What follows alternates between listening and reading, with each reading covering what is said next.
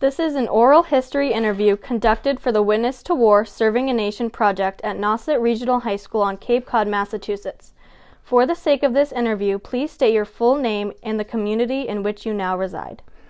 My name is Reis. I live in the town of Orleans. I was born in Provincetown, but I moved up here. I've been up here 50 years now, and I've been retired 30 years. I'm a retired postmaster. Okay. I'm beautiful. The girls are driving me crazy, but I love them both, so what am I going to do? Answer their questions. Okay, so the first question is, why did you join the military? When I was 14, I had to go fishing. I had to leave school. Twice before that, my father took me out of school. My father was born in Portugal, and he was brought up in the old style. They had children to work, and I had to work. And I was captain of the boat at the time, and we had a little engine trouble, and the men that were with me were superstitious, so they wanted to quit. So my father sold the boat, and I was 14, so I ran away from home and joined the Navy. They wouldn't take me because I was too young. I was 16 at the time, so I came back home. I worked for a year in a baker shop with a friend of mine, and we both, when we were 17, we joined the Navy to get away from home because home was just work. And after I got in the Navy, my father was so proud of me. He says, you're going to sleep aboard a nice, clean ship, nice bed, plenty of food. Well, he lied to me. When I get in the Navy, I was transferred to the Seabees. I never had decent food. I slept on the ground. I had malaria. I got poison, a fungus in my ears, and I had jungle rot between my fingers and my toes. And I was overseas for 19 months. I spent a couple of months on Saipan.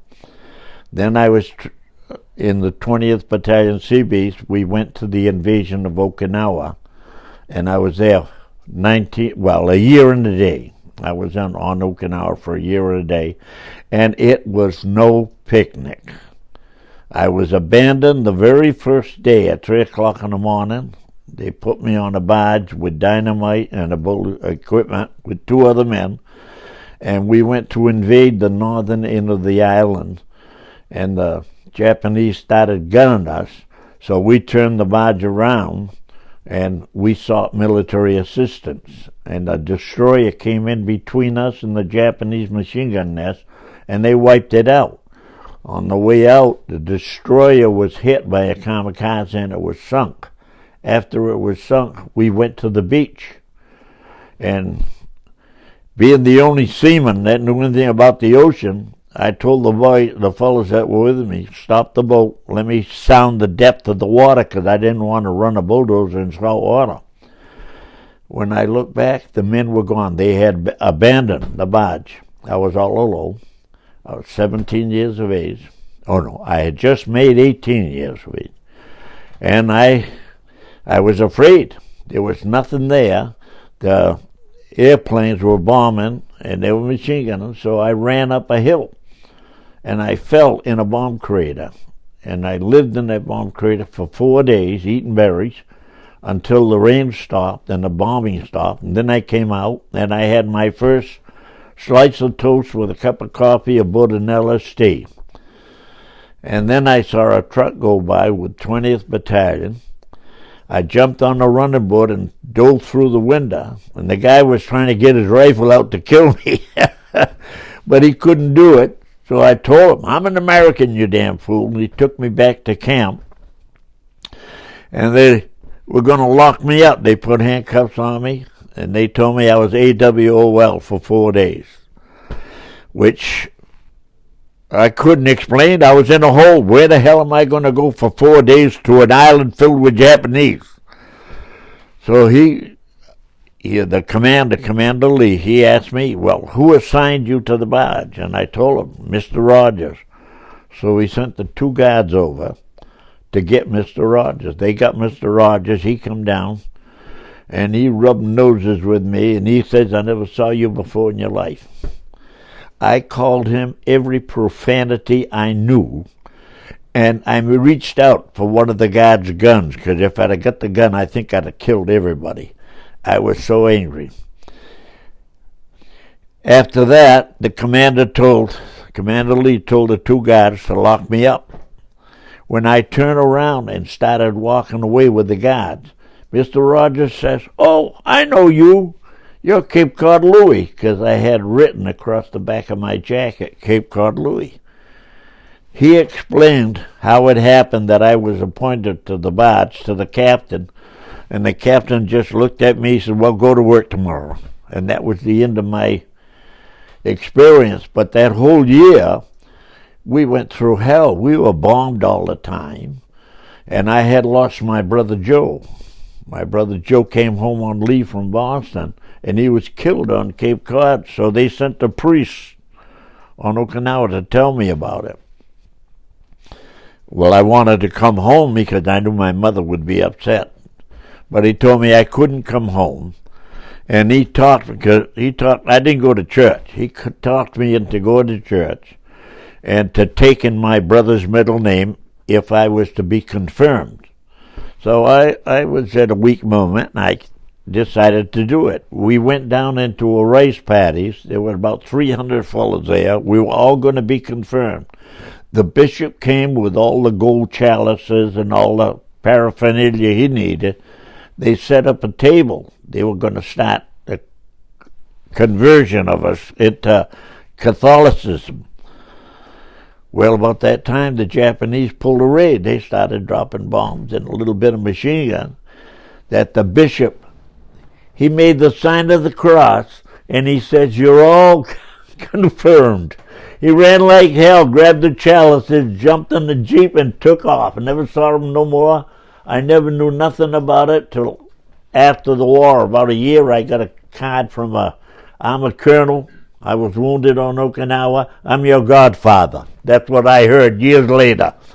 But I've never been a churchgoer, so I'm one of the bad people in this world. But I got married. I raised 3 sons, and they're all great men. They're wonderful men. And one son had just got fired. He was a loyal member of the Nickerson Homes. For 39 years he worked for them, and because they didn't want to pay him the high commissions, they reduced all his benefits. And he quit. He's building stairways now. And my other son, my oldest son is Louis, he worked 32 years. The company did the same thing for him. Loyalty to these big companies ain't worth a goddamn. They tell you be loyal, but don't be loyal. Earn your way and demand your way. And go to school and get your education. If you know how hard it was for me to get my education, because I wanted to go back to school. And the first month I was in school, the teacher was a wise guy. He called me a war hero, and I punched him in the mouth, and I got kicked out of school. I had to get a lawyer to go back to school. I graduated. They made it hard, really tough for me. Instead of having 3 or 4 5-point subjects, they gave me 7. I didn't have no study period. I had to really work hard. But I graduated, and after I graduated, I gave the school committee the finger. I told them this is what I want, a diploma. I gave them the finger, and I walked off the stage.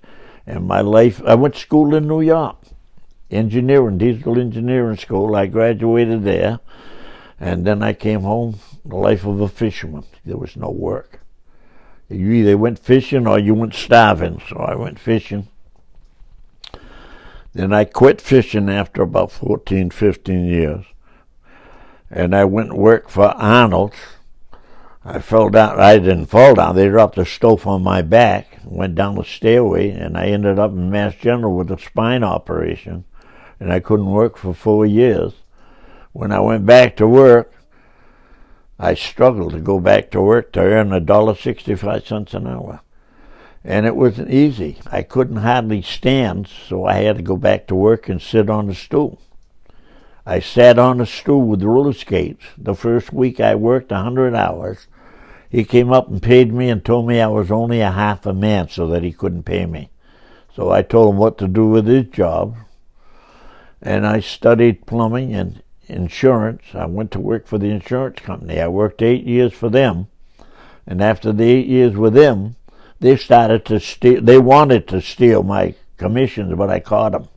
So I left that company, and I took a civil service exam, and I worked for the post office. And that's where I found my home and my retirement.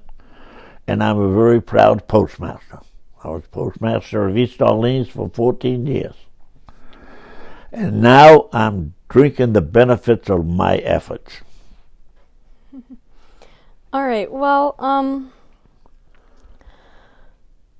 describe some friends you made at war, and are you still in touch with them?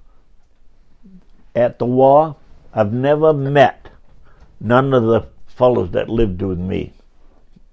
Only one fellow from Putnam, Connecticut. He came to Provincetown. He visited me.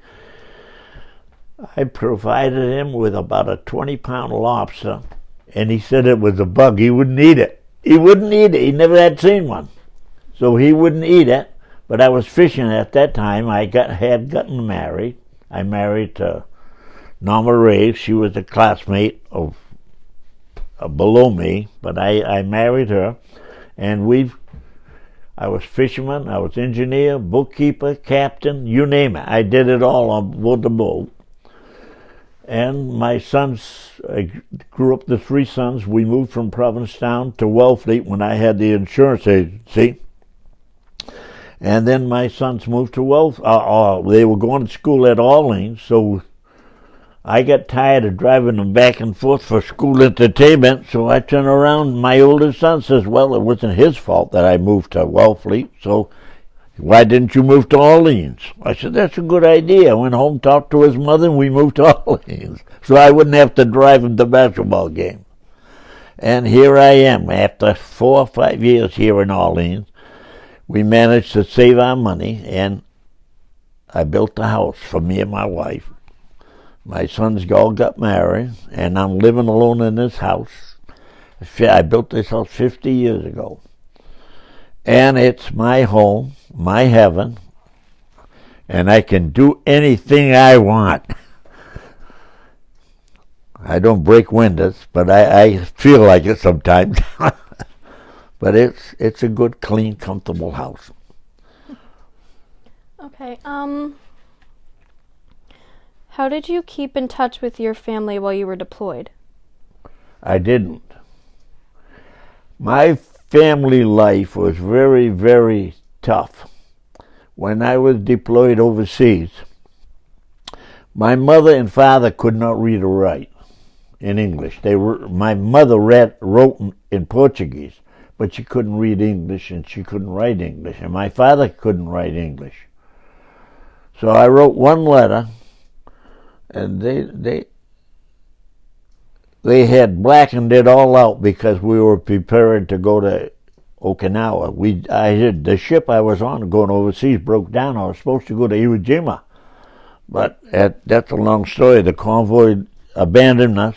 They kept on going to Iwo Jima, and we went to Saipan, and I didn't bother to write home because I don't know, I felt some reason I was an orphan.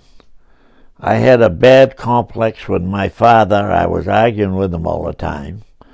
And my mother would take my father's side. My mother was way wrong. And I was a smart ass.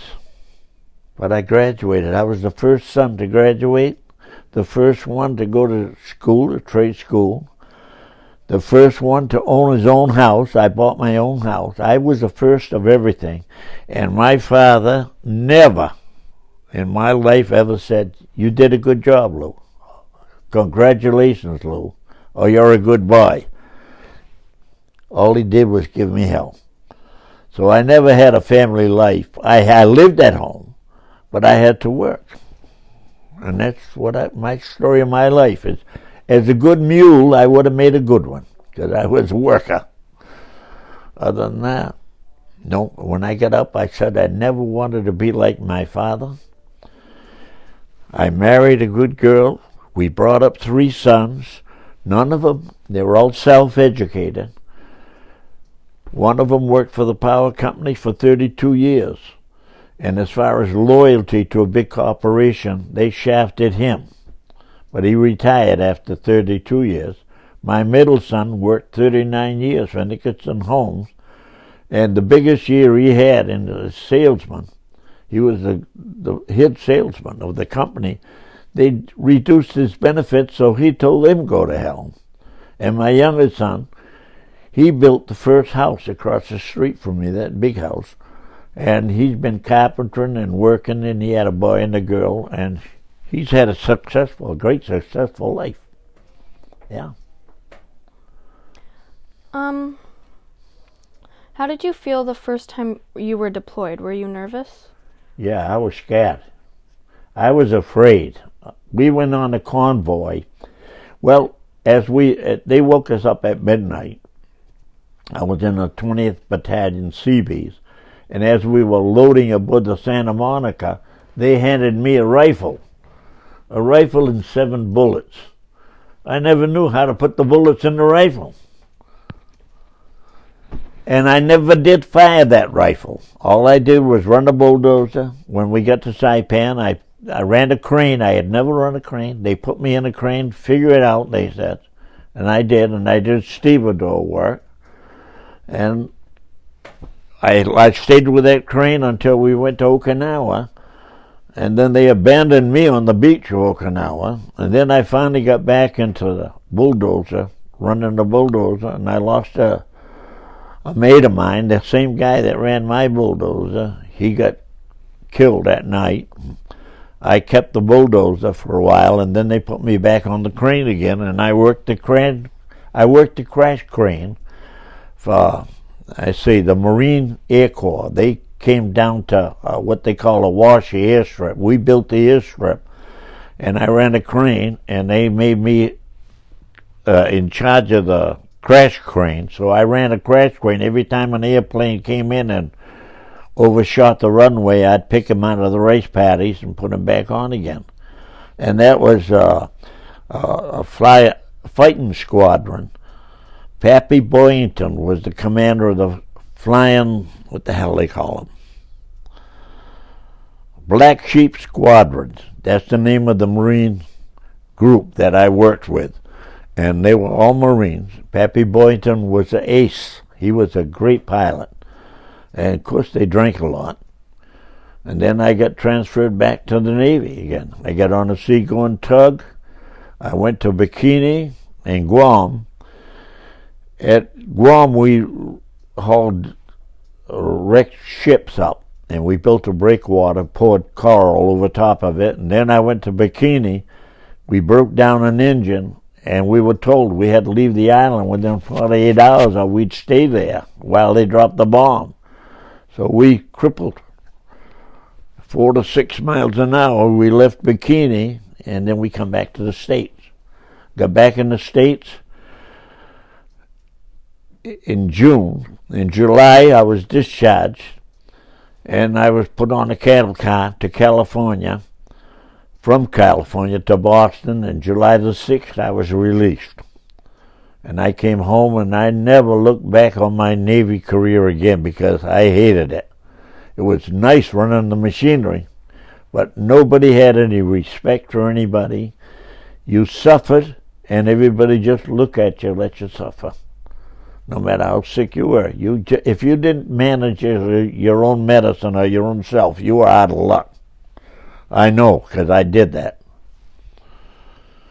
I was bit by a centipede on the bottom of my ass. At night, we hung our clothes in the the posts of the tent, and the centipedes used to climb up into the clothes. Well, I didn't know. In the morning, I got up, I put my pants on, the bastard bit me. Excuse my language. He bit me, and I reached down and I broke him off.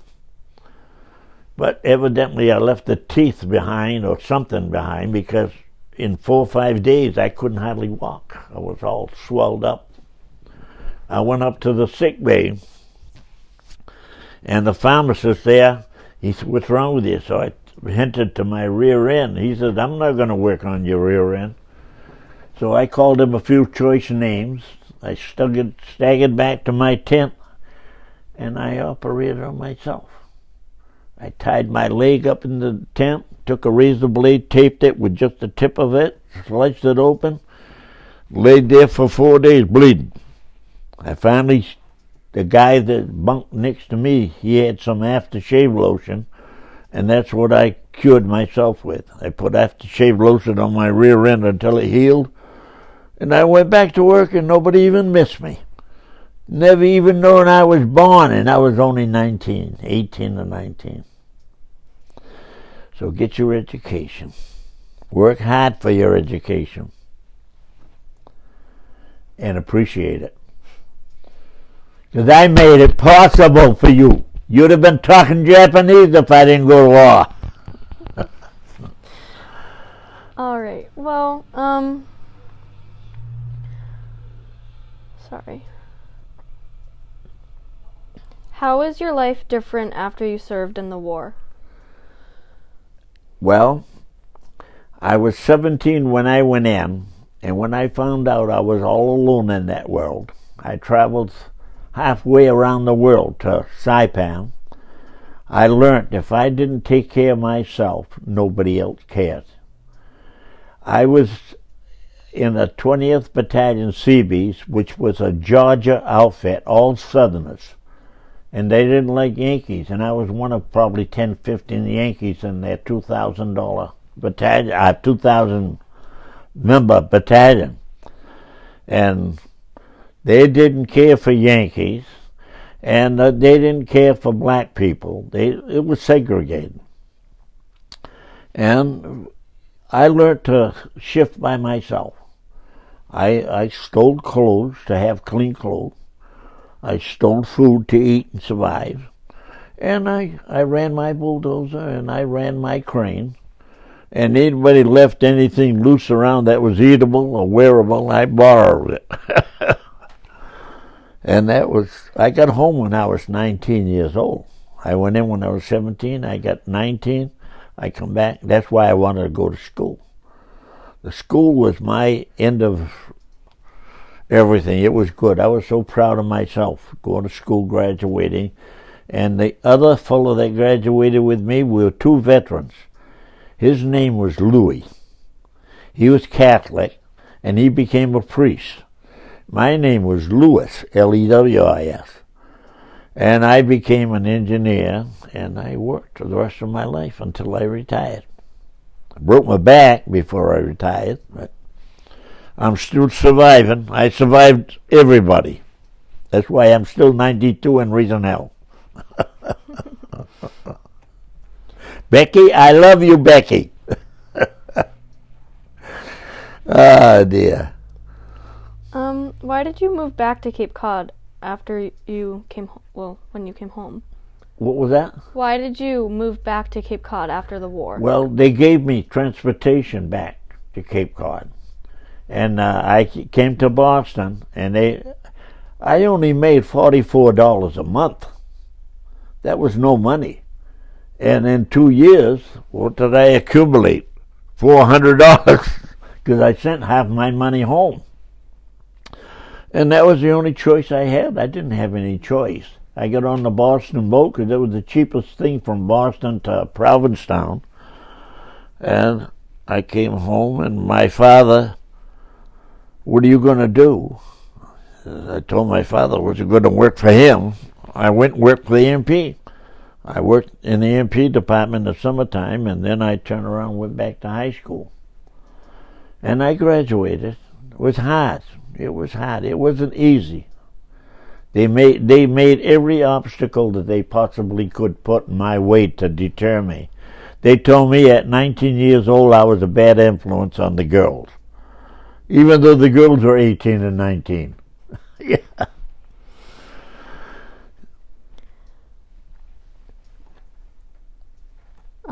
So for the last question, describe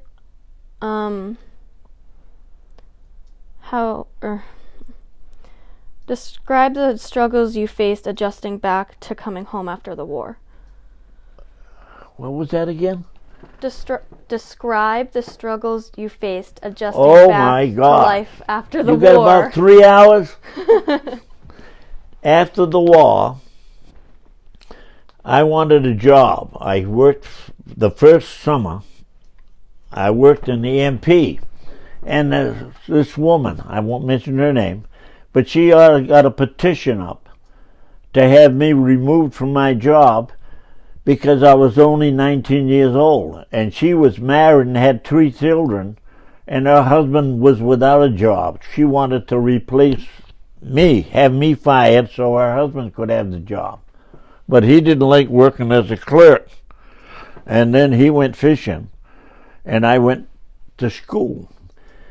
Every step of the way, some of the teachers, they were jealous because I was a know-it-all, ex-GI, Louis Joseph and I. He was going to be a priest. I never bothered him because he never swore, he never said nothing wrong, he never argued.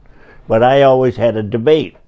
I always had to debate my position until they started to call me shell shock. And I stayed in the school till I graduated. I went to New York. I graduated at Elmhurst Engineering School for diesel, but my father needed a diesel engineer, so I came back to Provincetown and I went fishing.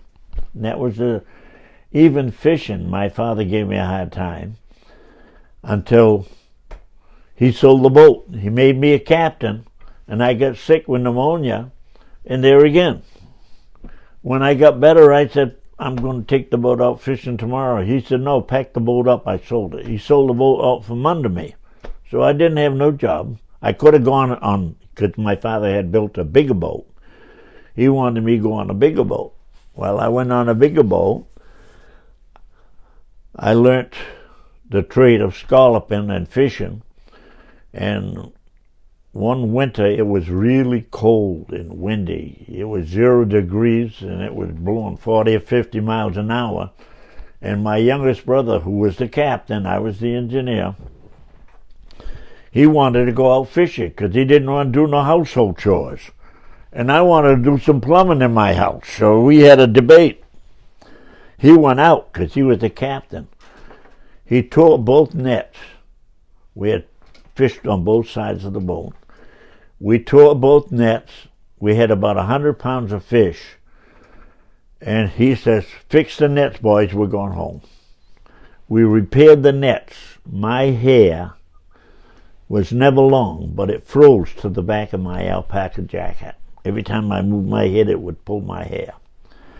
When we got through, we lashed the nets up on the railing, and I jumped on the hatch, and I said to my brother, so I threw my hat overboard. And I said, you can shove this boat up your rear end. I ain't going fishing anymore. I said, I've been fishing all my life. I don't need any practice. And that was a day of practice. That's what that was. We never made any money that day. And my brother got a little bit nervous because I just quit the boat. He not only lost his engineer, he lost the bookkeeping, the business manager, and the tax manager, because I was a tax man. I learned everything the hard way. Nobody taught me. I had to ask questions, call the government up, and get answers. And when I quit the boat, they sold the boat a year later. A year later, you know why they sold the boat? They said my other two brothers were arguing. I said, well, I can understand that. But I made my own life. Nobody ever handed me a slice of bread. I broke my back. I was on workman's comp for 4 years before I could walk. And when I could walk, I walked to work, and the bastard called me half a man. He says, I can't afford to pay you $1.65 an hour. I got to cut your wages in half. So I told him, shove the job. And I took a night course in plumbing, a night course in insurance, and a night course in typing. I wanted education. After I got all that, I went to work for Metropolitan Life. And I was one of their top salesmen for 8 years. And I had sold over $1 million worth of insurance the last year, and they tried to steal my commissions. So I quit. And I was having a few drinks, and I met a couple of postal inspectors. And I found out, I got information them to get civil service. I took the civil service test. I just about passed it. The next day I came home, I applied for a post office job. I got the job. I worked there for about a year, and then I applied for postmastership. The girl retired in East Orleans, and I became the postmaster. And I spent 14, almost 15 years there. And then I had spine problems. I had to have a lot of surgery, and they put me out on compensation. So I've been on compensation for 30-odd years now. Milking the government. Well, that was our last question. Thank you for doing this interview. It was very helpful for us. Oh, God. So thank you. I'm just getting warmed up. I ain't started swearing yet. Becky, don't make me swear. Well, thank you for this interview. You're a pretty girl. Both of you are beautiful girls. I wish you all the luck in the world. But don't let nobody discourage you for your dreams. You have a dream, work on it. Don't be like me. I couldn't dream. I was always working. But I made the best of whatever I had to do. Yeah.